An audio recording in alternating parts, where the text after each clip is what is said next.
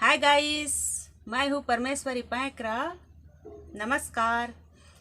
आइए हम चर्चा करते हैं निफ्टी और सेंसेक्स के बारे में कि निफ्टी और सेंसेक्स कभी निफ्टी 100 पॉइंट ऊपर रहता है तो कभी सेंसेक्स 100 पॉइंट नीचे रहता है। तो ये सब कैसे होते हैं और ये ऊपर नीचे क्यों होते हैं, ये डेली मूवमेंट क्यों होता है और ये दिन भर ऊपर नीचे होके ये क्या दर्शाते हैं, इन सब के बारे में हम चर्चा करेंगे। और ऐसे कई न्यूज चैनल है जो दिन भर सेंसेक्स और निफ्टी के जो ऊपर नीचे होता है उसे दिन भर लाइव बताते रहते हैं। जैसे एग्जाम्पल के रूप में हम देखते हैं कि जैसे चुनाव होता है, चुनाव के पहले एग्जिट पोल होता है और उसमें जो रिजल्ट निकलता है वो सही नहीं होता है, क्योंकि एग्जिट पोल में कम लोग रहते हैं और जो सही चुनाव होता है उसमें कई लाख होते हैं और वो अपनी मर्जी से वोट देते हैं, इसलिए परिणाम दूसरा निकल जाता है। उसी प्रकार चुनाव परिणाम एग्जिट पोल की अपेक्षा दूसरा निकल जाता है।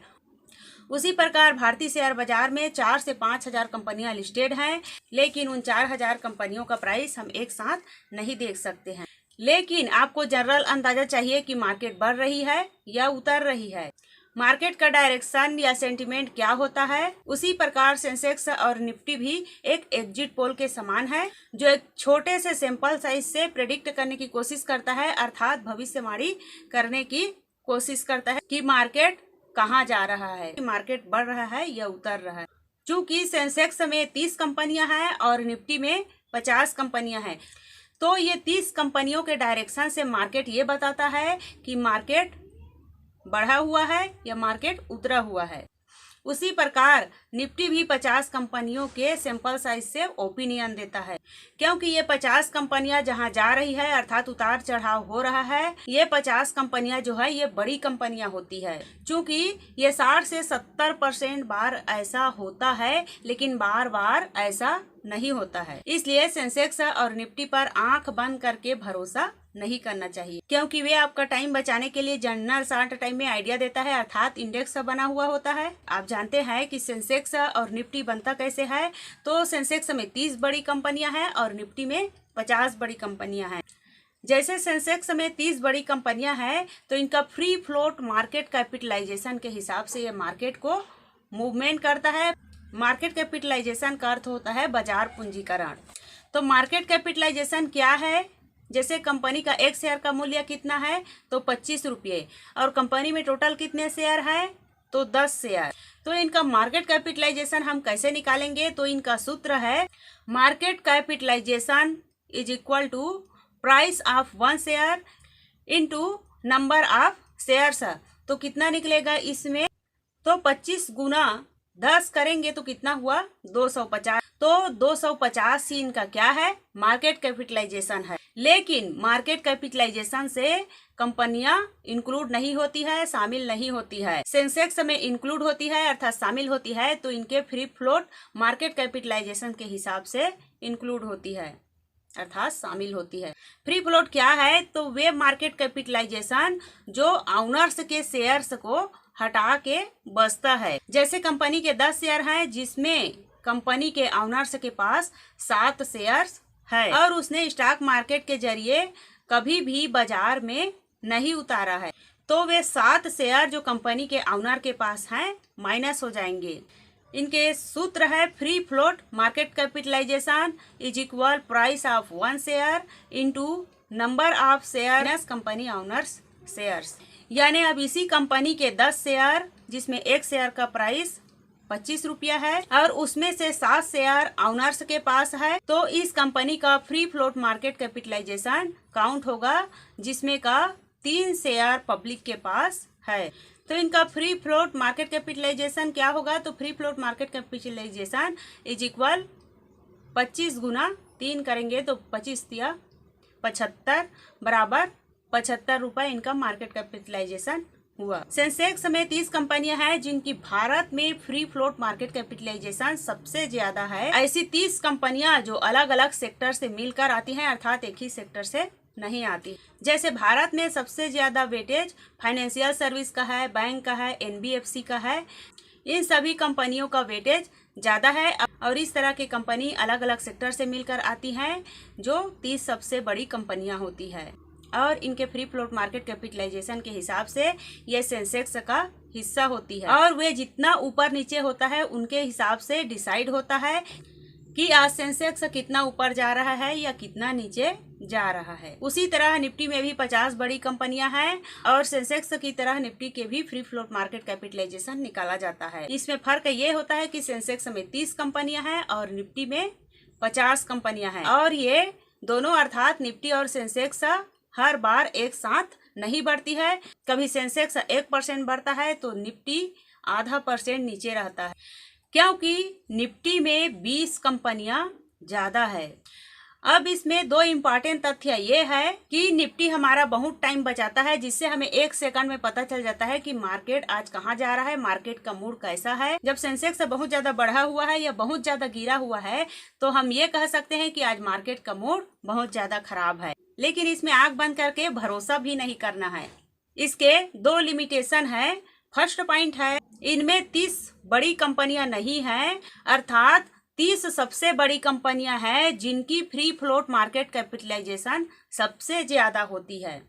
मान लीजिए एक कंपनी है जो 2000 करोड़ की कंपनी है, जिसमें 1500 करोड़ के शेयर्स किसके पास हैं? ओनर्स के पास हैं। तो ये 1500 crore free float market capitalisation में काउंट नहीं होगा और इसमें 500 करोड़ की शेयर जो पब्लिक के पास है वही फ्री फ्लोट मार्केट कैपिटलाइजेशन में काउंट होगा। तो इसे ये माना जाएगा कि ये 500 करोड़ रुपए की कंपनी है। एक दूसरी कंपनी बी जो 1000 करोड़ रुपए की कंपनी है, लेकिन इसमें 900 करोड़ रुपए के शेयर्स किसके पास है? पब्लिक के पास है और 100 करोड़ के शेयर्स ओनर्स के पास है, तो इनका free float market capitalisation 900 crore रुपये होगा। तो इसमें कंपनी ए की अपेक्षा कंपनी बी को बड़ा माना जाएगा। क्यों? क्योंकि ये इंडेक्स हमें वेटेज ज्यादा देगा, क्योंकि ये कंपनी आधे साइज की है लेकिन इसका वेटेज सेंसेक्स में ज्यादा होगा और इसके ऊपर नीचे होने से सेंसेक्स में ज्यादा ऊपर नीचे होगा, अर्थात ये हमें सही पिक्चर नहीं दिखाएगा। दूसरा लिमिटेशंस है, market sentiments are judged on the basis of 30 से 50 कंपनी वनली। तो ये 30 से 50 कंपनियों के हिसाब से उन 4000 कंपनियों के मूवमेंट को, पूरे भारत में बड़ी 4000 कंपनियों के सेंटिमेंट को अर्थात भाव को जज करने की कोशिश करता है। ये कुछ ऐसा होता है जैसे क्लास में 100 स्टूडेंट है, उसमें का 10 टॉपर है और वे टॉपर जब अगले साल एग्जाम दिलाते हैं तो वे हमेशा की तरह टॉप में नहीं आएंगे। क्योंकि वे हर बार टॉप में नहीं आएंगे। उसी प्रकार सेंसेक्स और निफ्टी भी बार बार एक्यूरेट अर्थात सही नहीं दिखाती है, क्योंकि ये बहुत ज्यादा बार गलत पिक्चर भी दिखाती है। तीसरा लिमिटेशन है सर्वाइवरशिप बायस अर्थात उत्तरजीविता पूर्वाग्रह। जैसे 30 कंपनियां सेंसेक्स में हैं और कल के डेट में वे अच्छा परफॉर्म ना करें तो सेंसेक्स थोड़ी दिन के लिए गिरेगा। उसके बाद इन 30 कंपनियों को सेंसेक्स से हटा दिया जाएगा और उसके स्थान पर नई 30 कंपनियों को ले आएगा। फिर यह होगा कि यदि ये 30 कंपनियां अच्छा परफॉर्म करती है तो सेंसेक्स फिर से बढ़ने लगेगा। कई बार ऐसे होता है क्योंकि सेंसेक्स में 30 सबसे बड़ी कंपनियां हैं और वे अच्छा परफॉर्म करें तो वे देश की सबसे बड़ी 30 कंपनियों में होती है और नीचे की कंपनियां अच्छा परफॉर्म नहीं कर रही है तो अच्छा रिटर्न भी नहीं मिलेगा। और जैसे ही सेंसेक्स में कोई कंपनी है और अच्छा परफॉर्म नहीं कर रहा है और उनका शेयर प्राइस गिर रहा है तो उनका फ्री फ्लोट मार्केट कैपिटलाइजेशन भी गिरेगा। तो सेंसेक्स हर क्वार्टरली हर 3 महीने में रिव्यू किया जाता है और वे देश की सबसे 30 बड़ी कंपनियों में नहीं है। क्योंकि उनकी मार्केट कैपिटलाइजेशन गिर गया है और उसे हटा के नई कंपनियों को ले आएगा। क्योंकि जो कंपनी अच्छी परफॉर्म नहीं करती है उसे सेंसेक्स से हटा दिया जाता है और अच्छी परफॉर्म करती है वो सेंसेक्स में आ जाती है। हमेशा विनर को सेंसेक्स में रखा जाता है, जैसे ही बुरा हुआ उसे निकाल दिया जाता है और दूसरे विनर को ले आता है। तो सेंसेक्स वैक्यूम में एक फिगर दिखाता है और वे यही बताते हैं कि ये 30 कंपनियां जो है अच्छी कर रही हैं और जो अच्छा नहीं कर रही है उसे हटा दिया जाता है। कई बार ऐसी स्थिति आती है कि सेंसेक्स तो बढ़ता है लेकिन आपकी पोर्टफोलियो नहीं बढ़ता है। और हमें लगता है कि सेंसेक्स क्यों बढ़ रहा है और हमारी पोर्टफोलियो में अच्छा रिटर्न नहीं आ रहा है।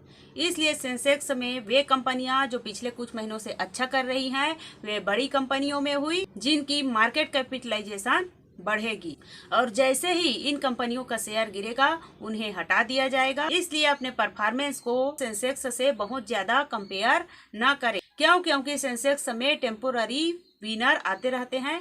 इससे अगला सवाल ये उठता है कि अगर ऐसा होता है कि सेंसेक्स में 30 बड़ी कंपनियां जो अच्छी परफॉर्मिंग कर रही है, जिनकी मार्केट कैपिटलाइजेशन सबसे अधिक है, तो क्या आपको उन कंपनियों में इन्वेस्ट कर लेना चाहिए? ऐसा भी नहीं है। क्योंकि सेंसेक्स में कंपनियां पास्ट परफॉर्मेंस के आधार पर इंक्लूड होती है, शामिल होती है। यानी पिछले 3 महीनों में किन कंपनियों का शेयर बढ़ा है और वही देश की 30 बड़ी कंपनियों में हो गई, और उसी को सेंसेक्स में शामिल किया जाता है। तो जब तक ऐसा होता है कि ये कंपनियां सेंसेक्स में शामिल हुई है, तो आप ये सोचते हैं कि अब मैं इस शेयर को ले लेता हूँ, तब तक ये कंपनियां क्या हो जाती है? महंगी हो जाती है और इनकी वैल्यू नहीं बचती है, अर्थात ये ओवर वैल्यूड हो जाती है। अगर उस कंपनी में आप निवेश करेंगे तो काफी महंगी में एंटर करेंगे। ऐसा हो सकता है कि आपको स्टॉक मार्केट में विनर के पीछे नहीं भागना है, क्योंकि सेंसेक्स विनर को ही आइडेंटिफाई करता है। जैसे रेस में दौड़ लगाने के पहले आपको क्या देखना होता है कि कौन सा घोड़ा सही है। अगर खेल शुरू हो जाए और घोड़ा दौड़ रहा है और आप उसे दौड़ कर पकड़ रहे हो, तो ऐसे में आप बिल्कुल हार जाओगे। उसी प्रकार सेंसेक्स में अगली कंपनियां कौन सी आ सकती है? जो कंपनियां देश की 30 सबसे बड़ी कंपनियों में शामिल हो सकती है। ऐसा आंकड़ा आज आइडेंटिफाई कर सके जो बहुत अच्छा है। क्योंकि एक सेंसेक्स में शामिल हो जाए वो बहुत अच्छा है, ऐसा हर बार प्रॉफिटेबल नहीं होगा। इसलिए अपनी पोर्टफोलियो को सेंसेक्स की 30 कंपनियों से कंपेयर ना करें जो देश की 30 बड़ी कंपनियों में नहीं है। आपकी पोर्टफोलियो अलग है। आप मिड कैप और स्मॉल कैप में इन्वेस्ट कर रहे हैं, जो पिछले 2 सालों से आपको अच्छा रिटर्न नहीं मिला है, लेकिन वहाँ बहुत ज़्यादा वैल्यू है, बहुत अंडरवर्ल्ड स्टॉक है। आज नहीं तो कल या 1 साल, 2 साल या 3 साल में आपकी पोर्टफोलियो में क्वालिटी अच्छी होगी, क्योंकि मिड कैप और स्मॉल कैप में स्टॉक अच्छी है। तो आप निश्चित रूप से सेंसेक्स में आउट परफॉर्मिंग काफ़ी अच्छी मार्जिन से कर सकते हैं। इस प्रकार सेंसेक्स और निफ्टी के बारे में मैं आप लोगों को बता दी हूँ। प्लीज़ मेरे वीडियो पसंद आए तो एक लाइक, शेयर एवं सब्सक्राइब जरूर करिएगा। Thanks for watching this videos. नमस्कार।